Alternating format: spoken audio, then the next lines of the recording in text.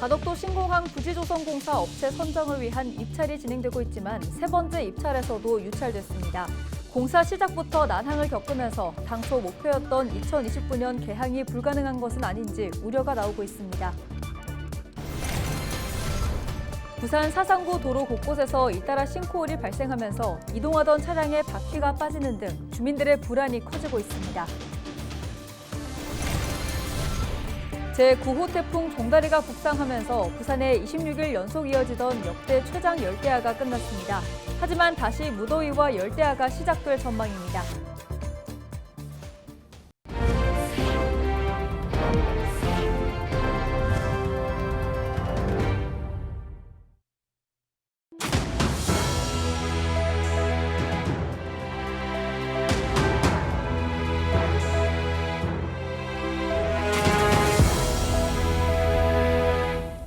시청자 여러분 안녕하십니까? 헬로티비 부산 뉴스입니다. 가덕도 신공항 부지조성공사 업체 선정을 위한 입찰이 진행되고 있지만 번번이 유찰되고 있습니다.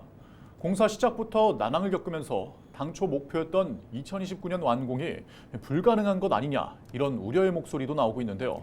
네, 보도국 지금을 통해서 더 자세하게 알아보겠습니다. 안수민 기자, 공사업체 선정을 위한 입찰, 이번이 몇 번째였죠? 지난 19일 마감된 입찰이 세 번째였습니다. 그동안의 과정을 보면 지난 5월 진행된 첫 번째 입찰은 한 곳도 서류를 내지 않으면서 유찰이 됐고요. 6월과 8월 진행된 두 번째 입찰과 세 번째 입찰은 현대건설 컨소시엄 한 곳만 단독으로 응찰하면서 경쟁 구도가 형성되지 않아 무산됐습니다. 넉 달째 건설업체를 선정하지 못하고 있는 겁니다. 네, 국토부가 이번에 입찰 조건을 완화하기도 했는데 결국 유찰됐네요. 네, 이번 공사가 10조 원 규모의 대형 공사이기 때문에 국토부는 최대한 경쟁 입찰의 원칙을 전제로 하겠다는 입장을 밝힌 바 있습니다. 유찰이 계속되는 상황에서 더 많은 업체 참여를 유도하기 위해 3차 입찰에서는 입찰 조건 일부를 완화했는데요. 업계 등의 의견을 반영해서 컨소시엄 구성의 시공능력 평가액 상위 10개사의 공동도급 범위를 기존 2개에서 3개로 확대하고 공사 기간을 착공 후 6년에서 7년으로 설계 기간은 10개월에서 12개월로 늘렸습니다. 하지만 3차 입찰에서도 현대건설 컨소시엄에 포스코 ENC가 합류한 것 외에는 달라진 것이 없었습니다. 네, 보통 10조 원이 넘는 공사라면 너도나도 뛰어들 법도 한데요. 업체들이 참여를 꺼려하는 이유는 어떻게 분석되고 있습니까? 일단 공사 난이도는 높은데 시간은 촉박하다는 점에서 건설사들이 부담을 느끼고 있는 분위기입니다. 육상과 해상에 걸쳐 부지를 조성해야 하고 활주로와 방파제를 건설해야 하는 만큼 난도가 높은 공사라 위험 부담이 큰데 개항 시기도 2029년으로 정해져 있어 공사 기간이 짧다는 겁니다. 여기에 업체 선정이 지금처럼 늦어지는 상황에서 공사 기간에 대한 부담은 더 커질 수밖에 없습니다. 네, 이미 두 차례 유찰됐을 때도 나온 얘기인데 이렇게 미뤄질수록 제때 개항은 할 수 있을까 걱정의 목소리가 나올 텐데요. 네, 지역 시민사회 단체들은 기자회견을 열어 국토부가 조속히 시공사를 선정하고 계약을 할 것을 요구하고 있습니다. 유찰이 계속되면서 이후 있을 4차 입찰이 성공적으로 진행된다고 하더라도 공기 지연이 불가피하다는 우려 때문입니다. 또 일각에서는 현실적으로 대형 건설사 간의 경쟁 구도를 형성하기 쉽지 않은 상황인 만큼 수의 계약을 검토해야 한다는 의견도 나옵니다. 다시 말해 시공사 선정 방식을 바꿔서라도 신속하게 공사에 들어가야 한다는 겁니다. 오는 9월 5일 4차 입찰의 사전심사 신청서 접수가 마감되는데요. 부산시는 4차 입찰에서도 단독 응찰이 이뤄질 경우 9월 안에 입찰을 마무리할 것을 국토부에 공식 건의하겠다는 입장입니다. 네, 잘 들었습니다. 지금까지 보도국 안수민 기자였습니다. 다음 소식입니다. 부산시가 글로벌 허브 도시 특별법 제정을 위한 시민 공감대 형성을 위해 권역별 토론회를 시작했습니다. 서부산권에서 진행된 첫 번째 토론회에서는 글로벌 허브 도시 부산의 과제와 전략을 비롯해 국제 자유물류 특구 조성, 서부산권 관광 개발 활성화 방안 등에 대해 논의가 이뤄졌습니다. 박형준 부산시장은 대한민국의 수도권 일극체제 속에서 지속가능한 발전을 위해 필요한 국가 경영 전략의 글로벌 허브 도시라고 강조했습니다. 저희가 글로벌 허브 도시 특별법을 통과시키는 것은 그것을 통해서 부산을 세계적인 해양 허브 도시의 반열에 올리는 것은 부산을 구하는 일일 뿐만이 아니라 우리 남부권 전체를 구하는 일이고 나아가서 대한민국을 구하는 일이다 이렇게 생각을 합니다. 그런 면에서 글로벌 허브 도시 특별법 통과가 어느 때보다 기묘하고 20일 저녁 부산 사상구 감전동에서 대형 싱크홀이 발생했습니다. 싱크홀은 사상구 감전동 새벽시장 앞 도시철도 공사장 부근 골목에서 발생했으며 지름 5m에 깊이 3m로 확인됐습니다. 다행히 인명피해는 없는 것으로 전해졌습니다. 20일 오전에는 사상구 감전동 학감사거리 도로에서도 지름 50cm, 깊이 1m의 싱크홀이 발생해 운행 중이던 차량에 바퀴가 빠지는 사고가 발생했습니다.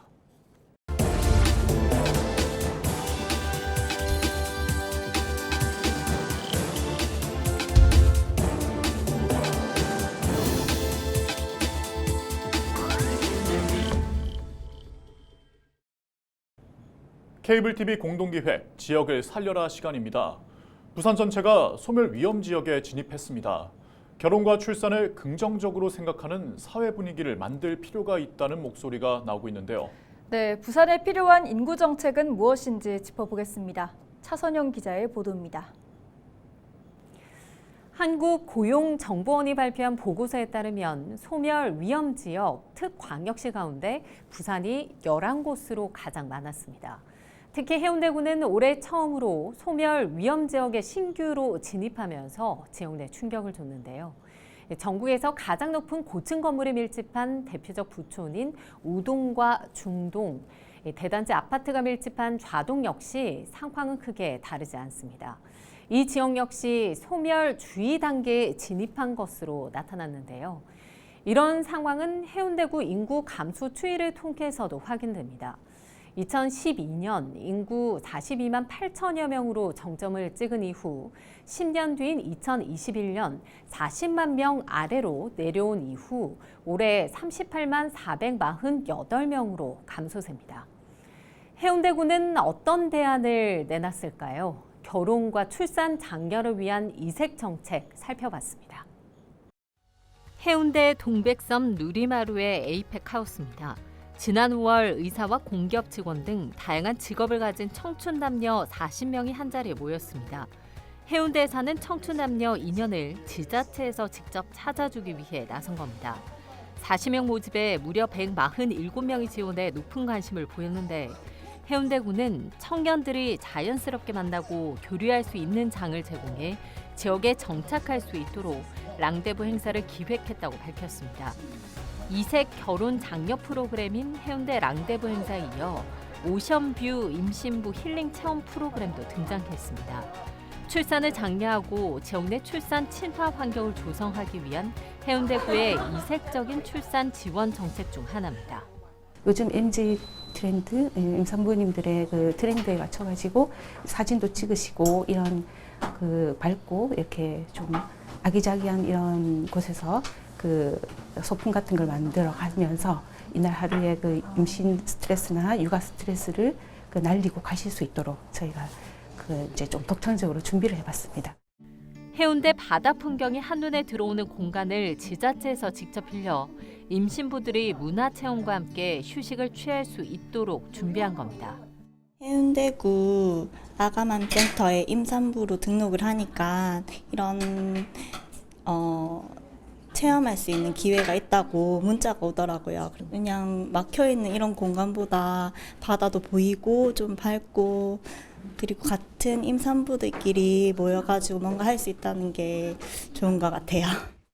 부산 지역 청년 인구 유출을 막기 위해선 일자리 창출을 위한 기업 유치뿐 아니라 젊은 여성들이 머물고 싶은 도시가 될 수 있느냐가 중요합니다. 젊은 여성들이 일하고 거주하고 여기 정착할 수 있는 그런 매력도를 지역에 높이는 그런 정책들을 해야 된다는 거죠. 그래서 이런 것들이 없이 기존에 해왔던 정책들에서 저는 전면적인 재검토가 필요하다고 봐요. 부산시는 신설된 인구 정책관실을 중심으로 기존 인구 정책 사업을 재검토하고 있습니다. 다만 부산을 떠나는 사람들을 붙잡기 위해선 지자체의 노력은 물론 국가 차원의 대책 마련이 절실합니다. 기본적으로는 이제 수도권 중심의 이러한 이제 그 지역 불균형한 이런 상황에서는 지자체가 할 수 있는 것들이 충분히 한계가 있는 것이 사실이고요. 그렇기 때문에 좀 중앙정부 차원에서 뭐 산업은행 이전이라든지 아니면은 그 글로벌 허브 도시 특별법과 같은 이러한 이제 지역의 현안들을 해결할 수 있는 권한과 조금 예산들을 조금 더 많이 줌으로써 이러한 인구 문제를 해결하는 데 있어서 조금 도움이 되지 않을까. 결혼과 출산에 대한 긍정적인 인식 변화를 위한 정책 개발에 나서고 있는 부산시. 2030 여성들을 잡기 위한 정부 차원의 당근책도 필요한 상황입니다. 헬로티비 뉴스 차선영입니다. 창원 지역의 근로자 수가 4년 연속 늘어났습니다. 하지만 내용을 들여다보면 늘어난 취업자 수 대부분이 60살 이상이었고 젊은 층은 크게 줄었는데요. 지역의 고용시장 회복에는 시간이 걸릴 것으로 전망됩니다. 보도에 표영민 기자입니다. 올해 상반기 기준 창원의 근로자 수가 27만 6,500여 명을 넘어섰습니다. 지난해 대비 2.1% 증가한 것으로 지난 2020년부터 4년 연속 증가세입니다. 대부분 업종에서 근로자 수가 늘었는데 서비스업이 2.5%로 가장 많이 늘었고 제조업이 1.8%로 뒤를 이었습니다. 이처럼 근로자 수는 해마다 늘고 있지만 상대적으로 고용시장은 경직돼 있습니다.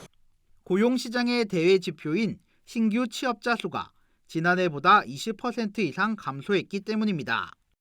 창원 상공회의소가 발표한 창원 지역 고용 동향의 연령별 신규 취업 현황을 살펴보면 60대 이상의 취업자 수가 전년 동기 대비 32.3% 오른 반면 나머지 전 연령층 모두 큰 폭으로 감소했습니다.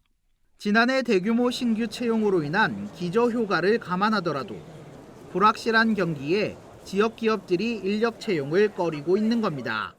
퇴사자들 충원 또는 뭐 그런 부분들만 소폭 그냥 간단하게 이루어지고 있는 거라서 고용시장이 막 이렇게 기업 업체들이 많이 채용을 하고 그리고 또 많이 나가고 그렇게 활발하게 나가고 들어오고가 이루어지지가 않는 것으로 지금 데이터 분석상 그렇게 보이고 있거든요. 전문가들은 완성차와 조선업, 방산 등 지역 주력 산업이 호황기에 접어든 만큼 내년부터 고용시장도 점차 회복세로 돌아설 것으로 전망했습니다. 헬로티비 뉴스 표영민입니다. 지난 20일 밤 10시 25분쯤 거제시 장목면 관포교차로 인근 도로에서 부산 방면으로 향하던 승용차 3대와 시외버스가 잇따라 추돌했습니다. 이 사고로 우즈베키스탄 국적 20대 승용차 운전자가 중상을 입었고 나머지 운전자와 버스 탑승객 등 6명은 경상을 입었습니다. 경찰은 목격자 진술 등을 토대로 정확한 사고 경위를 조사하고 있습니다. 21일 오전까지 제9호 태풍 종다리의 영향으로 경남 곳곳에 나무 쓰러짐 등의 피해가 잇따랐습니다. 경상남도 재난안전대책본부와 경남소방본부는 이날 오전 7시 기준 모두 10여 건의 피해 신고가 접수됐다고 밝혔습니다. 새벽 5시쯤 사천시 곤양면 봉계리의 한 도로에서 나무가 쓰러져 차선 하나를 막고 있다는 신고가 들어왔습니다. 비슷한 시각 합천군 묘산면의 한 도로에서도 나무가 쓰러져 소방당국이 안전조치했습니다. 다행히 이번 태풍으로 경남에서 인명피해는 없었습니다. 26일째 지속된 부산 열대야가 역대 최장 기록을 끝냈습니다. 부산지방기상청은 20일 밤부터 21일 아침 사이 부산의 최저기온이 24.7도로 열대야 현상이 나타나지 않았다고 밝혔습니다. 부산은 지난달 25일부터 26일 연속 열대야를 보이며 기상 관측이 시작된 이래 최장 기록을 경신해 왔습니다. 기상청은 9호 태풍 종다리의 영향으로 20일 밤 강한 비가 내리면서 기온이 내려가 열대야 현상이 주춤한 것으로 보인다고 설명했습니다. 하지만 22일부터는 다시 아침 최저 기온이 25도 이상으로 오르며 낮 최고 기온이 30도를 웃도는 등 무더위가 이어지고 열대야가 발생할 수 있다고 예보했습니다.